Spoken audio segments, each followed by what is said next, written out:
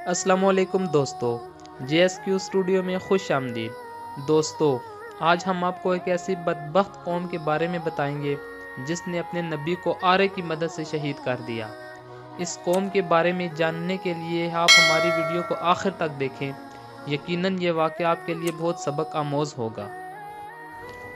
امام محمد بن اسحاق رحمۃ اللہ علیہ کہتے ہیں کہ آپ کا زمانہ حضرت زکریا اور حضرت یحییٰ علیہ السلام سے پہلے کا ہے۔ آپ نے حضرت عیسیٰ علیہ السلام اور حضرت محمد صلی اللہ علیہ وآلہ وسلم کی آمد کی خوشخبری دی تھی۔ آپ کے زمانے میں بیت المقدس کے علاقے میں حزقیہ بنی اسرائیل کا بادشاہ تھا۔ وہ حضرت شیعہ علیہ السلام کی ہدایات پر پوری طرح عمل کرتا تھا۔ اس وقت بنی اسرائیل کے حالات اتنے اچھے نہیں تھے۔ بادشاہ کے پاؤں پر پھوڑا نکل آیا، جبکہ بابل کا بادشاہ سنخریب 6 لاکھ کی فوج کے ساتھ بیت المقدس کی طرف پیش قدمی کر رہا تھا۔ لوگ بہت پریشان تھے۔ بادشاہ نے حضرت شیعہ علیہ السلام سے پوچھا، اللہ تعالیٰ نے آپ کی طرف سنخریب کی فوجوں کے بارے میں کیا وحی نازل فرمائی ہے؟ آپ نے فرمایا، ابھی کوئی وحی نازل نہیں ہوئی۔ آخر وحی نازل ہوئی کہ حزقیہ بادشاہ سے کہہ دیجیے کہ کسی کو اپنا قائم مقام نامزد کر دے، کیونکہ اس کی موت کا وقت قریب ہے۔ جب آپ نے بادشاہ کو اللہ کا یہ پیغام دیا تو بادشاہ قبلہ رخ ہو کر نماز، دعا اور گریہ زاری میں مشغول ہو گیا۔ اس نے اخلاص، توکل اور صبر کا دامن پکڑا اور دعا کی، یا اللہ، اے سب مالکوں کے مالک، سب معبودوں کے معبود، یا رحمان یا رحیم، اے وہ ذات جو نیند اور اونگ سے پاک ہے، میرے اعمال پر اور بنی اسرائیل میں انصاف کے ساتھ حکومت کرنے پر نظر فرما۔ یہ سب تیری توفیق سے ہوا، تو یہ بات مجھ سے بہتر جانتا ہے۔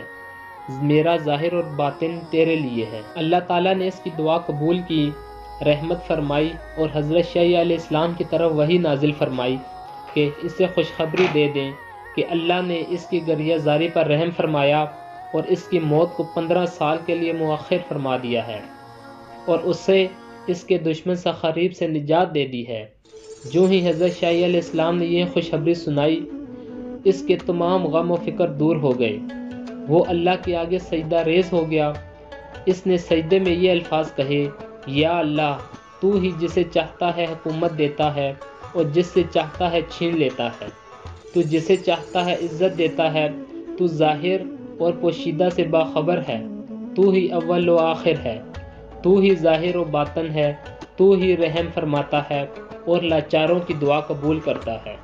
جب اس نے سجدے سے سر اٹھایا تو اللہ تعالیٰ نے شیعہ علیہ السلام کی طرف وحی نازل فرمائی کہ بادشاہ کو حکم دیں کہ وہ انجیر کا پانی نکال کر اپنے زخم پر لگائے، اسے شفا حاصل ہوگی۔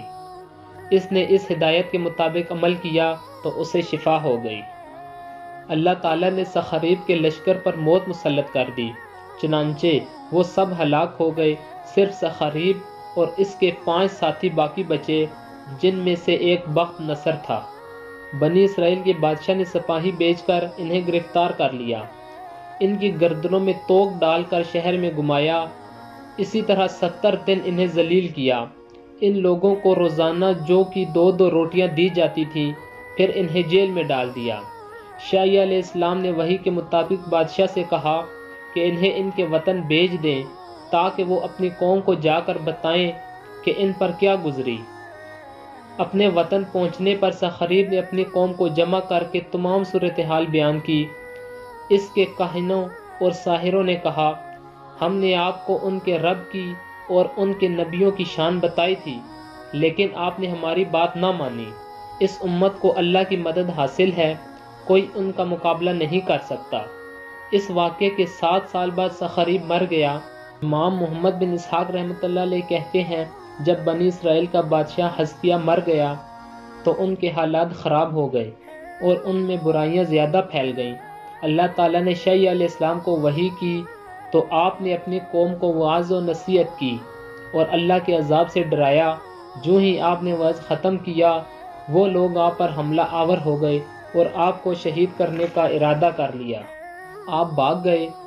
آپ ایک درخت کے پاس پہنچے تو وہ پھٹ گیا۔ آپ اس کے اندر داخل ہو گئے۔ شیطان نے جلدی سے کپڑے کا کنارہ پکڑ لیا جب درخت کے پھٹے ہوئے حصے نے مل کر نبی کو چھپایا تو کپڑے کا وہ کنارہ باہر رہ گیا۔ لوگوں نے دیکھا تو فوراً آرا لے آئے اور درخت کو چیر دیا۔ اس کے ساتھ حضرت شیع علیہ السلام کا جسم مبارک بھی 2 ٹکڑے ہو گیا اور آپ شہید ہو گئے۔